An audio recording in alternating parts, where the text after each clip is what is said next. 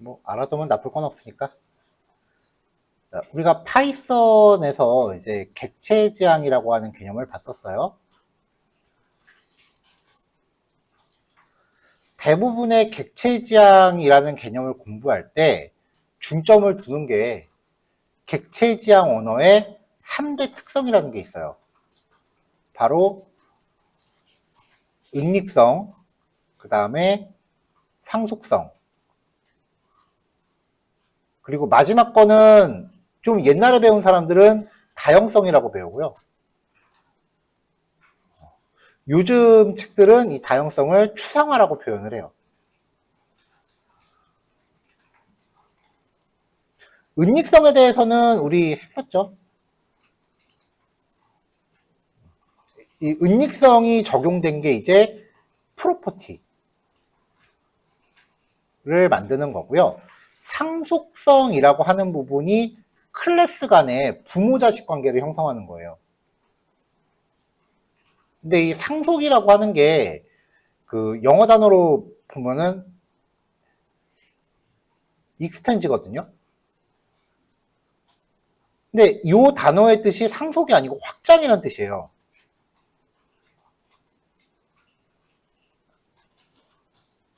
그러면 이제 상속성이라고 하는 거는 클래스를 확장하는 거다라고 일단 그렇게 감을 잡고 시작할 수 있겠죠. 이 확장이라고 하는 게 정리가 되고 나면 그 다음에 추상화를 보면 돼요. 개념이 이어지는 개념이에요.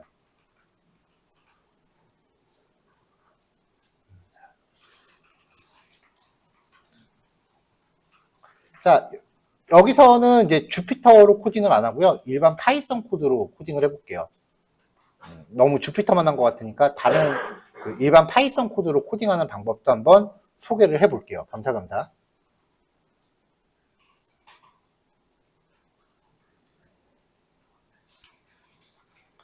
자, 폴더를 새로 하나 만들었어요. 기존 거랑 좀 분리하려고. 자, 일단은 그냥 일반 파이썬 코드 실행하는 법입니다. 자, 헬로라고 하면 일반 파이썬 코드면 확장자가 py죠. 주피터가 아니에요. 이러면은 이제 우리가 했었던 그 간단한 코드를 한번 짜볼게요. for i in range 2부터 10까지 for j in 그냥 별짓기를 칩시다. 레인지 0부터 i 플러스 1 전까지, 그 다음에 str은 땡땡, 그리고 str 플러스 이퀄 별표 프린트 str. 자, 이렇게 짜고 나면은 이 파일을 실행하는 방법 첫 번째,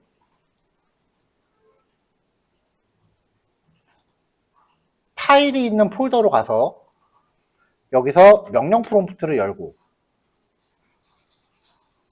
명령은 뭐였죠? 파이썬 한 칸 띄고 파일 이름이에요. 이렇게 하면 실행이 됩니다. 이게 정석이고요.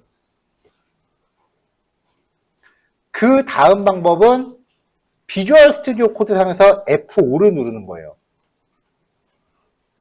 실행 메뉴에 보면 디버깅 시작이라는 메뉴가 F5로 등록되어 있는데, 이걸 누르면 비주얼 스튜디오 코드 안에 이 명령 프롬프트가 내장되어 있어요.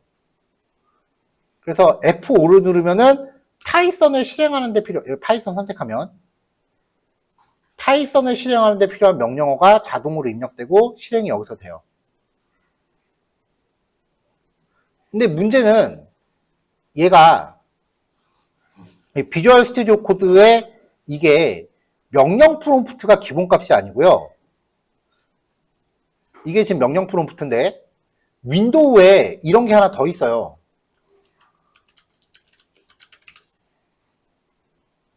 파워쉘이라고 하는 게 하나 더 있어요. 이게 명령 프롬프트 기능 확장판이라고 보시면 될 것 같은데 사실 얘가 반응이 좀 별로예요. 기존의 명령 프롬프트랑 비교해서 좀 많이 다르거든요. 비주얼 스튜디오 코드에서 터미널을 열면은 기본적으로 파워쉘을 열어요. 그래서 별다른 세팅 없이 그냥 F5 누르면 뭐가 좀 달라요. 자, 그래서 만약에 비주얼 스튜디오 코드에서 직접 파이썬 파일을 만들어서 F5를 누르겠다면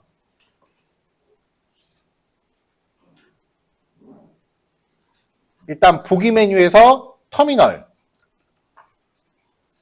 보기 메뉴에서 맨 밑에 여기 터미널을 열면은 밑에 이런 창이 나옵니다. 그럼 기본적으로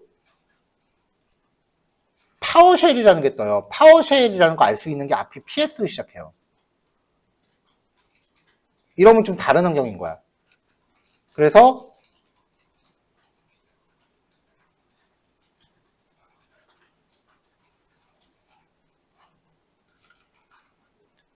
이 터미널 창 오른쪽에서 플러스 버튼 옆에 보면 아랫 방향 화살표가 있는데 이걸 누르고 기본 프로필 선택을 지정을 합니다. 그러면 VS 코드에서 터미널을 열 때 기본적으로 탑재시킬 거를 뭘 선택할지를 이제 고르라고 해요. 여기서 커맨드 프롬프트를 골라줘야 직접 명령 프롬프트 CMD로 여는 거랑 똑같은 환경이 돼요. 그렇지 않고 하면 뭐가 좀 이상해요.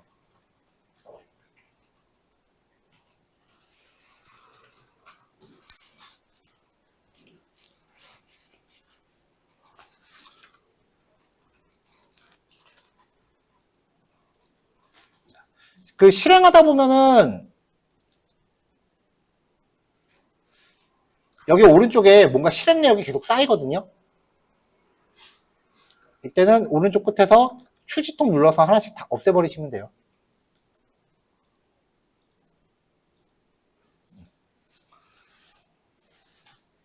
근데 F5키를 누르면 이 소스 파일에 있는 내용이 한꺼번에 다 실행되기 때문에 지금 우리처럼 이제 기초 내용을 보는 과정에서는 주제별로 그냥 코드가 짤막짤막 하잖아요.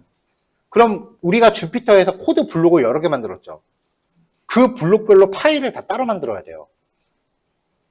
이렇게 실습을 하려면. 그게 싫어서 주피터를 쓴 건데,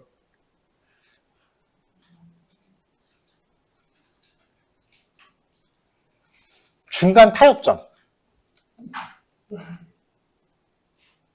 이거는 다른 프로그램은 절대 안 되고 반드시 비주얼 스튜디오 코드로밖에 안 돼요.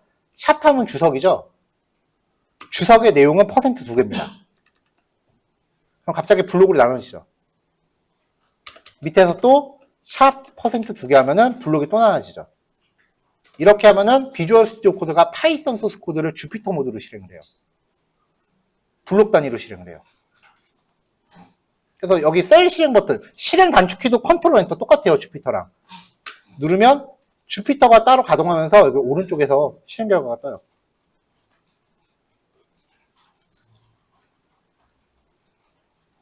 근데 저는 개인적으로 이거 쓰느니 그냥 주피터 쓰고 말지 그런 주의긴 해요. 왜냐면 주피터에 들어가는 마크다운을 포기를 못 하겠어, 난.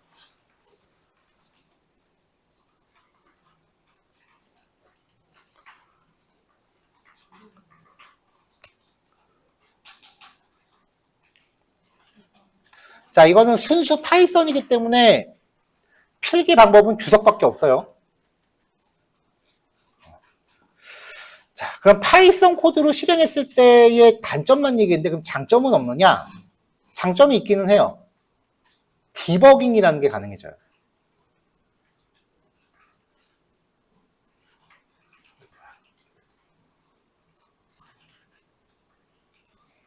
자, 예를 들어서 프린트 안녕하세요. 프린트 시작합니다. 이렇게 해놓고 요거 두 줄은 결과가 뻔히 예상이 되잖아요.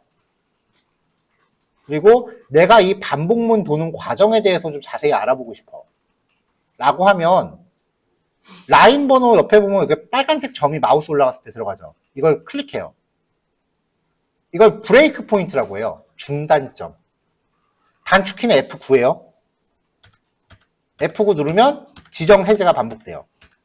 이렇게 중단점을 걸어놓은 상태에서 F5를 누르는 거예요. 사실 이걸 안 쓰면 F5 키를 실행하는 의미가 없어요. 이거 안 쓸 거면 그냥 주피터 쓰는 게 더 나아요. 여기서 F5를 누르면 어떻게 되느냐?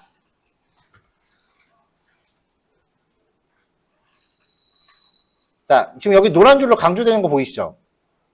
코드가 여기 두 줄 실행한 거예요. 위에 거 프린트 두 개를 실행해서 밑에 결과가 나온 거고요. 그 다음에 여기서 코드가 멈춘 거예요. 실행이. 그래서 이름이 브레이크 포인트예요. 특이사항은 여기 포문이 실행이 된 게 아니라 여기가 실행될 차례라는 거예요. 아직 이 라인이 실행된 거 아니에요. 이때부터 여기서 코드가 멈추면 이때부터 단축키 F11을 쓸 수 있습니다. F11을 쓰면은 코드가 한 줄씩 실행됩니다. 그럼 이제 포문을 인지하고 안으로 들어왔죠. 그럼 왼쪽에 i는 0이라는 변수가 생겨요. 또 F11을 누릅니다. 그러면 str이라는 변수가 빈 문자열로 생겨요. 또 F11을 누릅니다. 그럼 여기 실행하고 지나가겠죠? 그럼 j2에 0이라는 변수가 생기죠. 여기서 또 F11을 누르면 여기 실행하고 넘어가겠죠? 일로 갔어요. 그럼 str이 별을 하나 더 했으니까 별표 하나로 바뀌었어요. 그 다음에 여기서 F11을 또 누르면 포모는 빠져나가고 프린트로 이동하겠죠. 여기가 실행할 차례지 실행된 거 아니라 그랬어요. 그러니까 아직 출력 안 했어. 여기서 F11을 또 누르면 i에 대한 반복문 제어로 넘어가겠죠. 그럼 이제 별 하나 찍혔죠. 이런 식으로 F11을 계속 눌러가면서 변수값의 변화량과 코드의 진행 흐름을 내가 모니터링 할 수 있어요. 이걸 디버깅이라고 해요.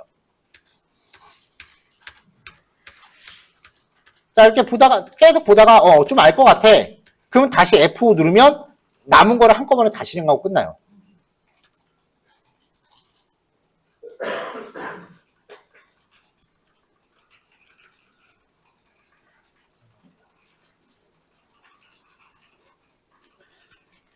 이게 이제 디버깅이라고 하는 거예요. 디버깅을 안 할 거면은 파이썬 코드를 직접 짜는 거는 의미가 없어요, 진짜. 근데 디버깅이 좀 익숙해지지 않으면 차라리 손코딩이 나아요. 디버깅이나 손코딩이나 어떤 코드 추적한다는 거는 같은 맥락인데 저는 처음에 시작할 때는 디버깅보다는 그래도 손코딩이 더 낫다는 주의고요. 나는 손코딩으로 공부할 거기 때문에 디버깅 방식은 필요가 없어. 근데 주피터로 짜고 싶진 않아. 하지만 파이썬 코드로 짜면은 전체를 한꺼번에 다 실행해야 돼. 뭐 이런저러한 그 제약사항이 있을 때 이제 마지막으로 선택할 수 있는 방법이 코드 러너라는 익스텐션이에요.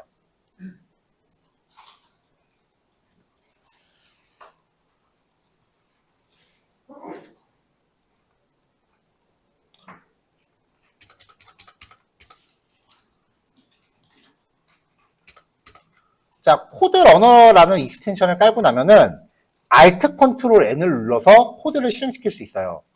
그럼 실행화면이 다소 좀 다르게 나오죠? 근데 얘가 한글은 잘 처리 못해요.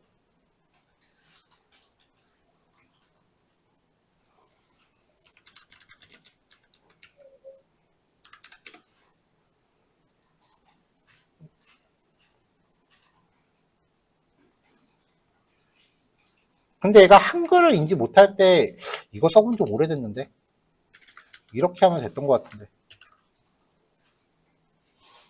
이래도 안 되는구나. 그럼 패스. 자, 이 코드 러너를 썼을 때의 장점은요, 내가 실행하기 원하는 부분을 드래그해서 거기서만 단축키 누르면 그것만 실행해요. 이렇게. 대신에 디버깅은 안 돼요. 그래서 소스 코드를 직접 실행할 때는 이제 이 코드 러너랑 그 다음에 그 CMD의 디버깅 기능을 이제 선택적으로 사용하면 됩니다.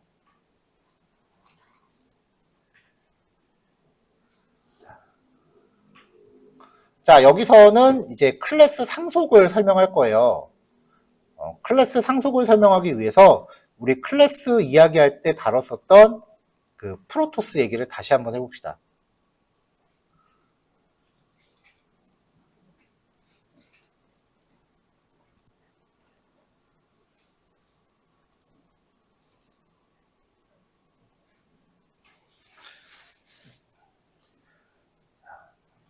그 스타크래프트 게임에 보면은 세 종류의 종족이 있잖아요.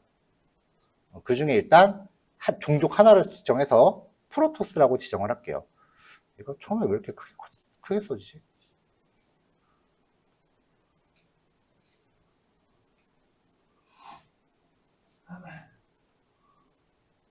프로토스.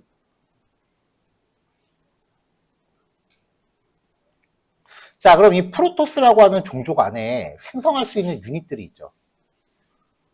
대표 유닛이 저그, 그 다음에 드라군, 뭐 공격 유닛 중에 좀 센 게 이제 아칸도 있죠. 등등등 유닛 종류가 많죠. 근데 얘네들이 기본적으로 같은 종족이니까 기본 종특은 똑같을 거 아니에요. 여기서는 그냥 이름만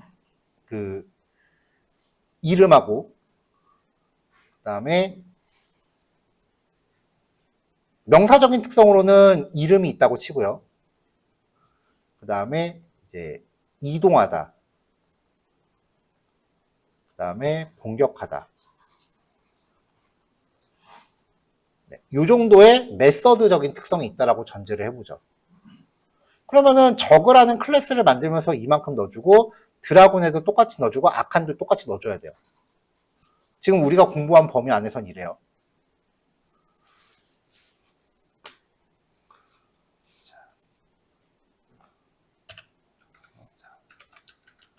저그.py 클래스 저그. 그러면은 네임은 논이라고 해놓고 df 셀프 네임 셀프.name은 네임.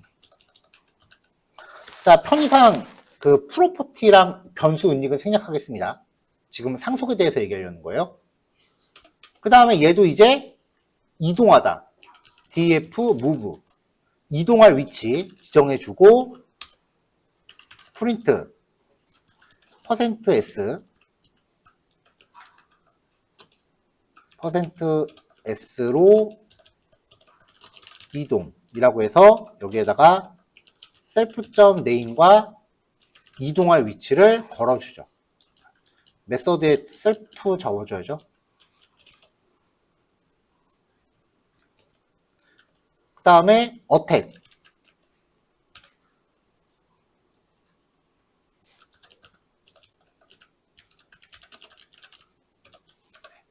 뭐 이 정도로 만들어 놓을게요. 간단하게. 그럼 이제 나머지 유닛들도 만들어줘야 될 거 아니에요. 그러면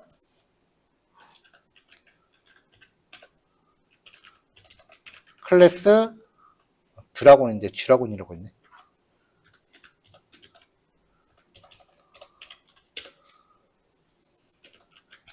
드라곤.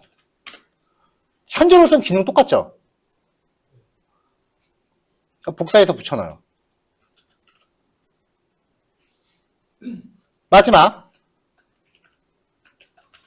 아칸.py 클래스 아칸. 얘도 유닛의 종류는 다르지만 기본 종특은 똑같다고요. 같은 종족이니까 이렇게 만들어요. 이래놓고 뭐 자기들만의 어떤 특수성을 또 넣으면 되겠죠. 예를 들면 저그 같은 경우는 근거리 유닛이니까 뭐 무기가 뭐 찌르는 뭔가 있을 거고, 드라곤 같은 경우는 원거리 유닛이니까 뭔가 쏘는 게 있을 거고, 아카는 얘도 원거리구나. 얘는 겁나 센 애죠. 뭔가 자기들만의 특성이 있을 거라고. 이렇게 해서 스타크래프트 1을 만들었어. 이제 스타크래프트 2. 자, 이름을 이제 체력하고 공격력도 변수 추가하지. 그럼 지금 우리 파일을 몇 개 고쳐야 돼요? 이 상황이 되게 싫다는 거지. 객체 지향 언어의 기본 특성은요, 어떻게든 손가락 까딱 하지 말자예요. 만약에 지금 이 상황을 상속이라는 거를 적용을 했다면,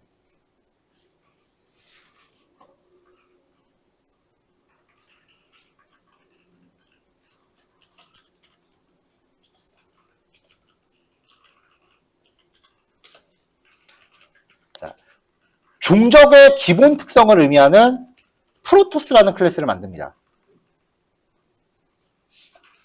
그리고 각각의 종족, 그 유닛들이 가져야 되는 기본 특성들을 여기다가 코딩을 합니다. 이게 프로토스라고 하는 종족의 전체 특성이에요. 그러면 이제 각각의 유닛들은요, import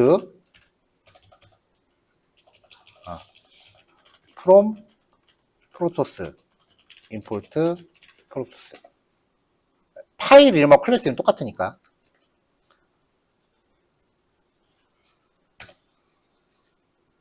자, 얘는 괄호 열고 프로토스라고 적어줘요.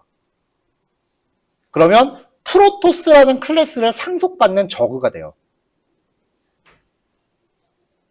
그럼 이제 이게 의미가 뭐가 되냐면은 별다른 코딩 안 하고 여기 있는 모든 소스를 여기다가 받고 시작하는 거예요. 동작 원리가 이거예요. 부모 클래스의 모든 코드를 복사 붙여넣기 하고 시작하는 거예요. 그럼 얘는 딴 거 코딩할 필요 없죠. 블록에, 코드 블록에 블록을 만들어야겠는데 들어갈 내용이 없어. 그러면 패스라고 입력하시면 돼요. 이게 빈 블록을 만들어요. 자, 그러면 이렇게 저그가 완성되면 드라군 툭 임포트 해야죠. 그 다음에 아칸 얘도 임포트 해야죠. 상속이라는 걸 접목하면 이렇게 하고 시작을 해요. 이렇게 만들었으면 이제 스타크래프트 2를 만들어야 될 때 추가는 어디만 하면 돼요. 요거 하나만 추가하면 나머지 3개가 알아서 추정되는 거예요. 그러니까 상속은 원래 게으름의 극치예요. 1타 3P. 상속을 모르면 노가다. 상속을 알면 한방에.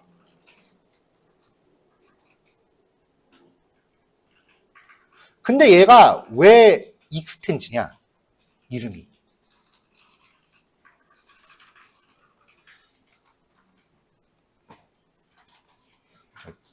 내가 이거 똑같은 예제를 자바스크립트로 짜는 게 있거든요. 잠깐만요. 메서드 이름이 기억이 안 난다.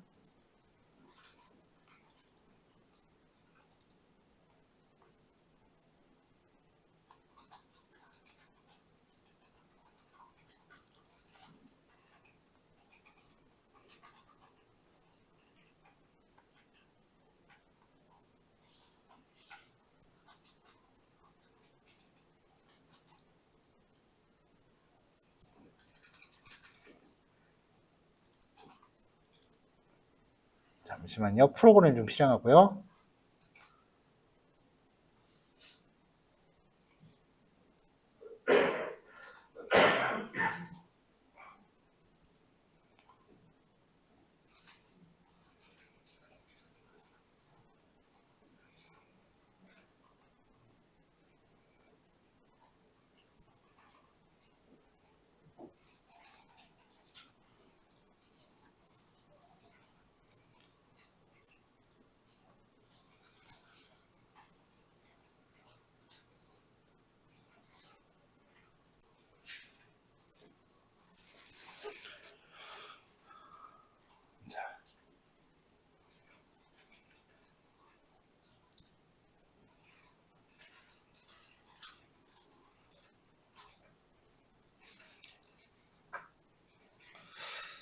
자, 이 상태에서 이제 저그 같은 경우는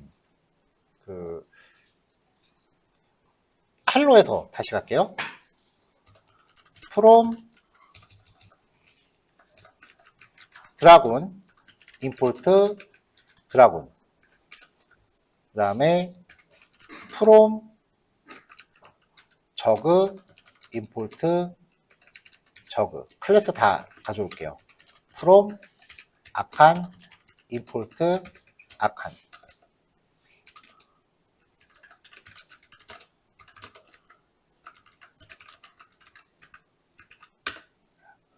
자, 그럼 Z는 저그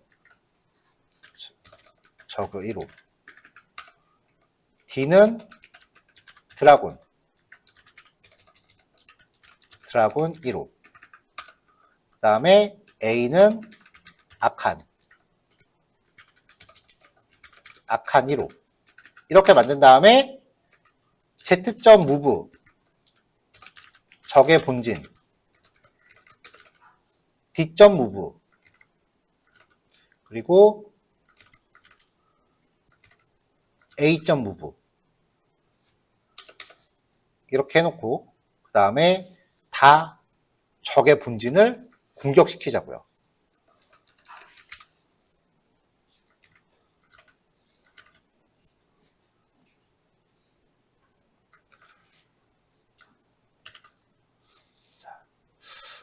코드러너가 한글이 안 나와요. 자, 그러면은 이제 이런 식으로 저그이로 드라곤이로 아칸이로 저그이로 드라곤이로 해갖고 얘네가 전부 다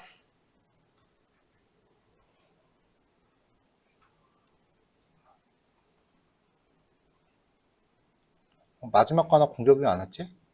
아, 여기 디버깅이 걸려있구나. 자, 이렇게 하면은 전부 다 똑같이 이동하고 똑같이 공격하죠.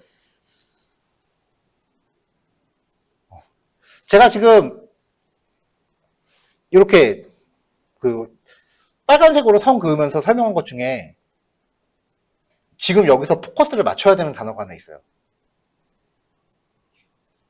똑같이. 같은 부물을 상속받았기 때문에 얘네가 지금 다 똑같이 공격했어요. 생각을 해봐. 내가 지금 이 게임을 하고 있는데 어떻게 생겼는지 알죠? 아, 저그네. 아, 질럿이라고 해야 되는데 저그라고 했구나. 그냥 넘어갑시다. 자, 이렇게 생긴 애랑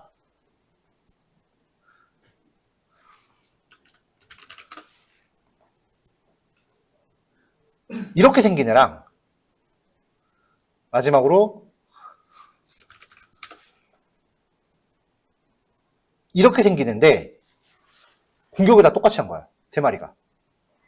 똑같이 그 앞에 가서 똑같이 곡괭이로 칼질하고 있어. 말이 돼요? 이 게임 할 거예요? 안 하잖아요.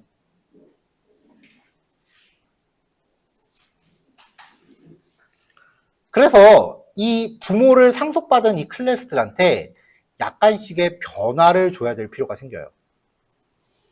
그러니까 저마다의 그 주무기 스킬로 공격을 하는 거지.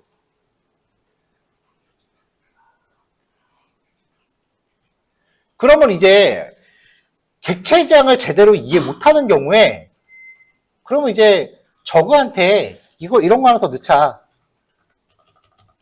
df my attack 셀프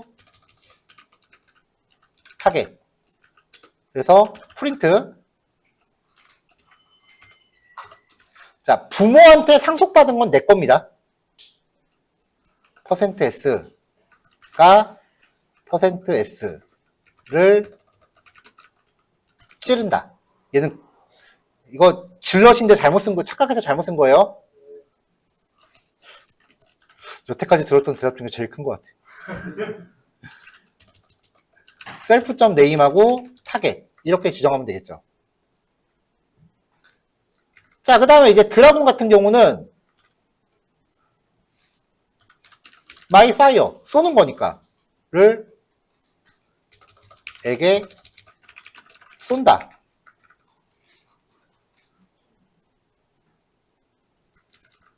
아칸 같은 경우는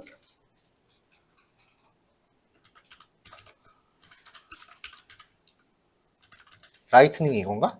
이게 번개로 지지는 거죠? 를 지진다. 이렇게 만들었다고 치자고요. 이렇게 만들면 객체장 코딩 되게 못하는 거야.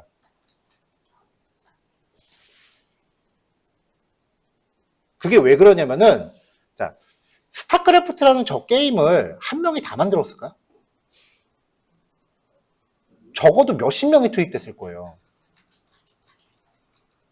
이 정도 조그만 코드에서는 그냥 나 혼자 짜고 나 혼자 실습하는 거니까 메서드 이름 뭐가 됐건 그냥 내 맘대로 하면 돼요. 거기에서 이제 객체지향이라는 걸 이해하는데 갭이 와요. 객체지향은 애당초 처음부터 여러 명이 협업한다라는 거를 전제로 만들어진 언어예요.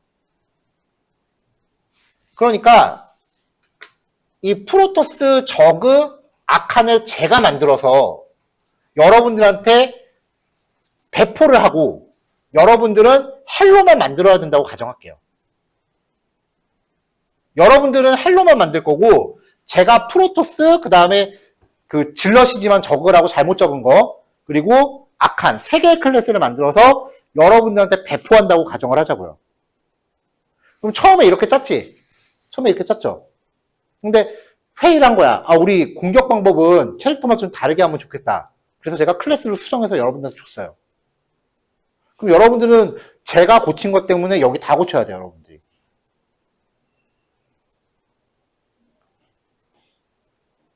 이러면 협업이 성립이 안 되지. 누구 한 명이 자기 일을 했을 뿐인데 그 일을 한 것 때문에 딴 사람들이 다 잔업을 해야 되는 상황이잖아요.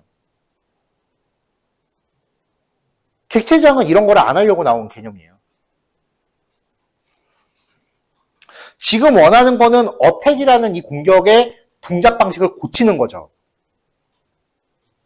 근데 제가 부모 클래스를 놔두고서 그냥 각자 클래스한테 이제 개별적인 기능을 넣어준 거라고요. 이럴 때는 객체 상속의 특성을 기능의 확장이라고 표현해요. 부모한테 상속받은 거 그대로 내가 다 갖고 그 다음에 내가 독립적으로 추가한 거. 이거는 부모 클래스의 기능을 확장한다라고 얘기합니다. 이거는 기능의 확장. 그러니까 정확하게는 프로토스라는 클래스의 기능을 확장한 거예요. 얘가 갖고 있는 메서드 다 받고 거기에 마이 어택 더 얹은 거지.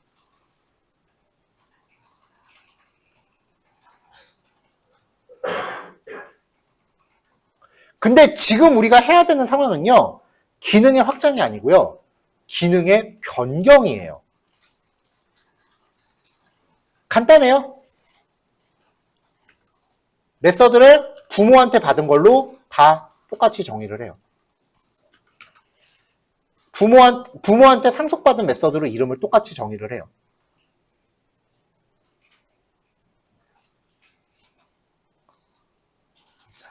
다 어택이라는 메서드를 갖고 있죠. 부모한테 상속받은 메서드 중에 자식이 똑같은 메서드를 또 구현하면 부모가 갖고 있는 기능은 가려져요. 아까 여기서 실행했을 때는 전부 다 똑같이 공격했죠. 근데 이제 실행하면은 부모가 갖고 있는 기능은 다 동작을 안 하고 자식이 만든 어택만 동작을 해요. 지금 자식 클래스한테 메서드 제가 다 어택으로 바꿨어요. 이걸 실행하면 자, 이렇게 각자 독립적인 동작을 하는 거예요. 이거는 상속에서 기능의 수정이라고 불러요. 그리고 이 기능을 수정하는 걸 오버라이드라고 합니다. 메서드 오버라이드라고 불러요.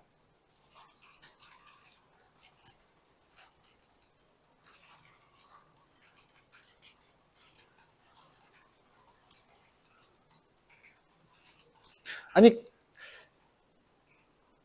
강사님 그냥 코드 직접 고치면 안 돼요? 아직까지 그 의문이 끊이질 않을 거야. 그냥 짜는 거 그냥 클래스 상속 같은 거 하지 말고 코드 짜버리지. 자, 역할 분담을 더 할게요. 우리 전체가 하나의 개발팀이에요. 그리고 제가 팀장이에요.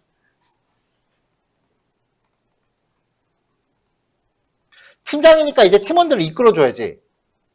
기본적으로 구현해야 될 기능들을 이렇게 잡아놓고요. 여기에 df 나이스 메소드, 이 메소드는 팀원들은 절대 구현 못하는 겁나 어려운 코드입니다.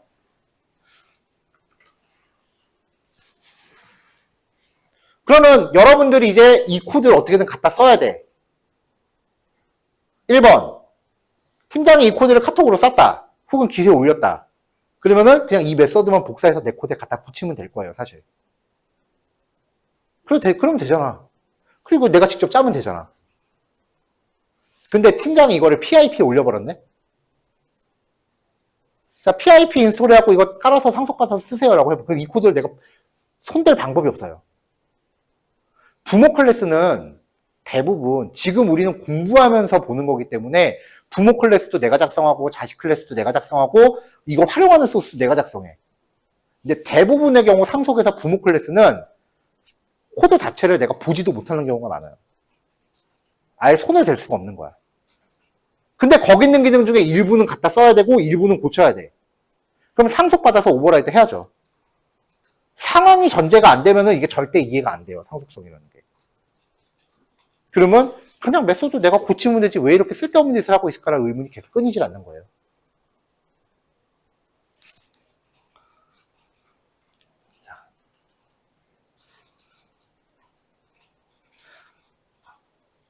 자, 이렇게 만들면 이제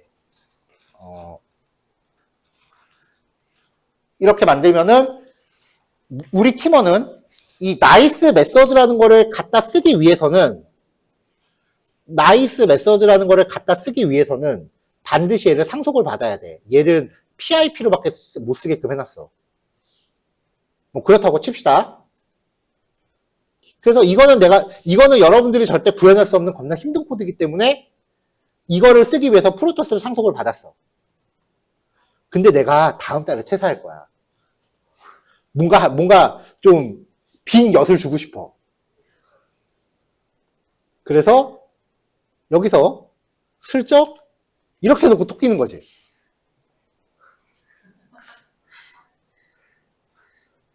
그리고 이 헬로라는 클래스는 제일 쉬운 거니까 우리 회사의 막내가 작업하기로 했네. 그럼 막내 입장에서 이거 에러 나요. 왜 에러 나는지 모르겠어. 하면서 이제 난리가 나는 거지. 상속이라는 게 지키면 내가 득볼 것은 있지만 어떤 강제성이 없어요. 그렇잖아. 이거 이렇게 한다고 해서 이렇게 짠다고 해서 나한테서 에러가 나진 않아요. 왜냐면 이렇게 하면 기능의 수정이 아니라 확장으로 처리되니까.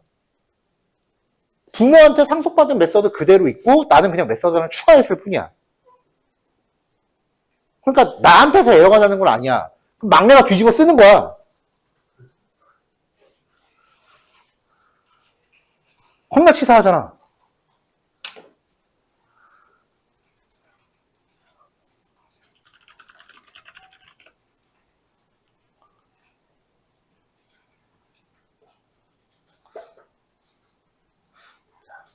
자, 다시 프로토스를 봅시다. 지금 여기서 이 어택이라는 메서드가 자식들이 각각 오버라이드해서 다시 쓰고 있죠. 그러니까 지금 부모 클래스에서 얘를 정의하고 있는 거는 큰 의미가 없어요. 그렇죠? 그러면 이제 얘를 아무것도 안 넣어요. 패스 라고 해버려요. 다시 상황 정리. 자, 내가 팀장, 그 다음에 여러분들 밑에 막내가 있고요. 여러분들은 한 달 후에 퇴사할 거야. 근데 여러분들이 한 달 동안 해야 되는 일은 요거를 접목한 기능을 만들어서 얘네들의 기능을 다시 구현하는 거예요. 이거는 절대 내가 손 못 댈 코드니까 이건 어떻게든 팀장 거 상속받아서 써야 되는데 한 방 먹이고 싶어서 어택이라는 거를 티 하나 빼놓은 상태야, 슬쩍. 이해됐죠? 이제 내 입장에서 괘씸해졌어. 누가 잘못했는지 잡아야겠어. 그래서 어택을 패스로 날리고요. 여기 위에다가 어브스트랙트 메소드라는 옵션을 겁니다. 추상. 이걸 추상 메서드라고 부르고요. 추상 메서드를 포함하는 클래스를 추상 클래스라고 해요. 사실 저도 파이썬에서 추상화를 써본 적은 지금 오늘이 처음이라서 이게 지금 문법적으로 맞는지까지 잘 모르겠어. 한번 해보죠.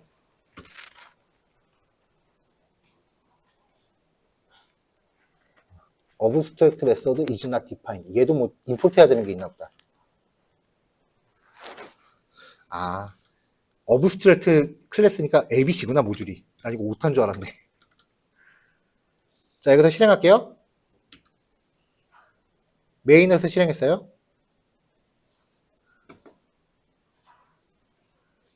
그 다음에 드라군에서 이렇게 잡고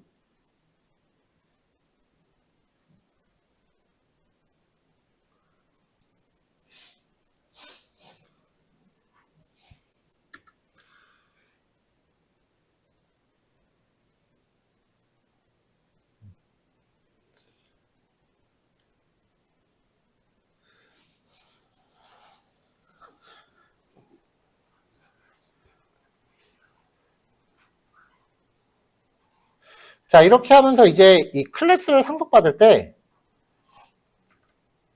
이제 메타 클래스는 프로토스다라고 이렇게 옵션을 걸어요. 추상 클래스 상속받을 때는 메타 클래스라는 옵션을 넣어요. 메타라고 하는 게 뭐냐면은 어떤 대상을 설명하기 위한 부가 정보예요. 왜 우리 흔히 메타데이터라는 얘기 많이 하잖아요. 그게 어떤 데이터를 설명하기 위한 데이터예요. 메타데이터의 가장 일반적인 예가 뭐냐면은 혹시 그런 거 본 적 있으세요? 사진을 내가 봤는데 이 사진에 요즘 스마트폰도 그런 거 있어요. 무슨 카메라로 언제 찍었고 카메라 기종은 얼마고 요즘 사진은 GPS 좌표값도 들어가죠. 근데 그게 사진 자체랑은 연관이 없는 정보예요. 근데 그 사진을 좀 더 디테일하게 설명해주는 정보예요. 그런 걸 메타데이터라고 해요. 그러니까 이 클래스를 설명하는 클래스가 프로토스다라고 명시를 하는 거죠. 추상 클래스를 상속받을 때는 이렇게 넣어줘야 돼요. 근데 파이썬은 뭐 여기에 크게 강제력은 없는 것 같다.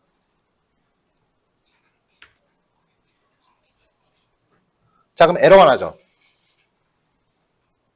타입 에러.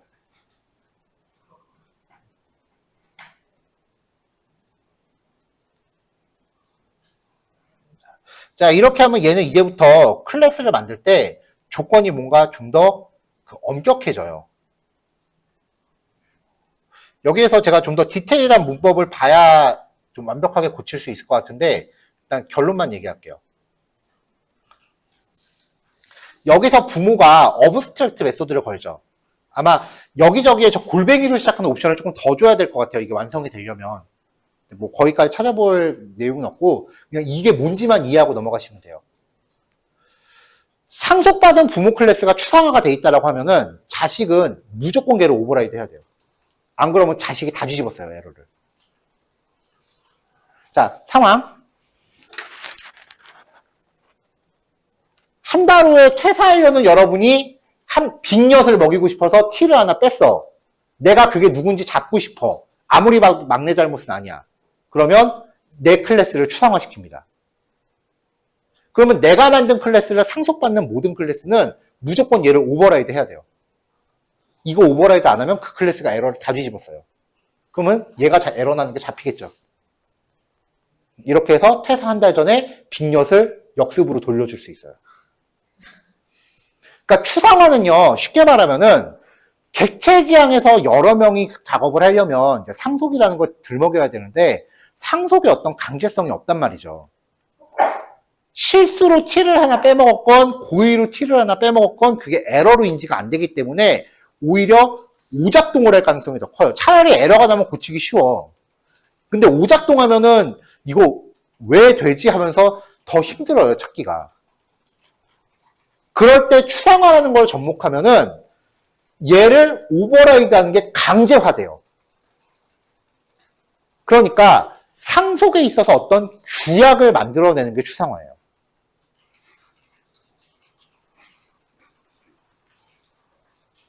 이거를 염두해놓고 코드를 보면은 코드가 좀 눈에 들어올 텐데 이거 염두 안 하면은 그 1급 문제에 나와 있는 답들이 내가 다 보니까 이거 오답 아니야 내지는 왜 이런 쓸데없는 코드를 문제 내지 그런 식으로밖에 이해를 못 하겠더라고.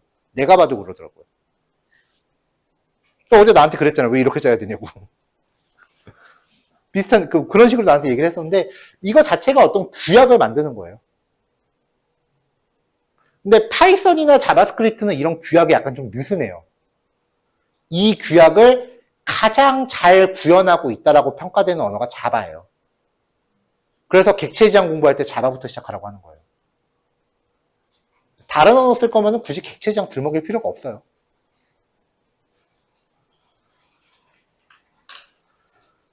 뭐 어쨌건 요 정도입니다.